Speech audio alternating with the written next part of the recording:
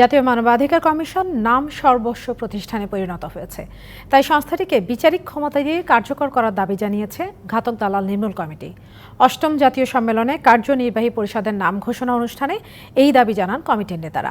নতুন কমিটির চেয়ারম্যান নির্বাচিত হয়েছেন শহীদ জায়া শ্যামলী নাসরিন চৌধুরী।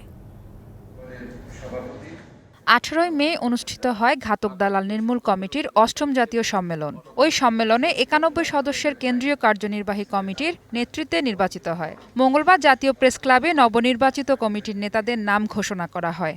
ঘাতক দালাল নির্মূল কমিটির নতুন সভাপতি শহীদ জায়া শ্যামলী নাসরিন চৌধুরী আর নির্বাহী সভাপতি কাজী মুকুল।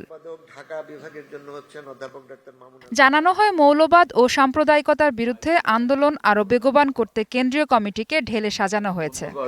মৌলবাদ ও সাম্প্রদায়িকতার বিরুদ্ধে আন্দোলন আরও বেগবান করবার জন্য সম্মেলনে নতুন কর্মসূচি যেমন আমরা গ্রহণ করেছি, কেন্দ্রীয় নেতৃত্বকে আমরা ঢেলে সাজিয়েছি।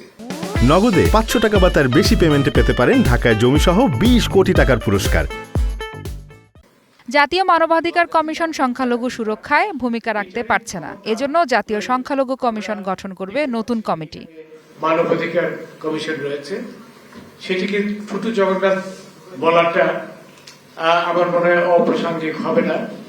তারা খুব কিছু করতে পারছে বলে আমরা দেখতে পাচ্ছি না। এই সংস্থাকে কার্যকর করতে একে বিচারিক ক্ষমতাও প্রদান করতে হবে।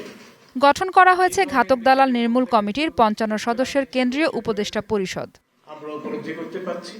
মাহফুজা বৃষ্টি, ডিবিসি নিউজ, ঢাকা।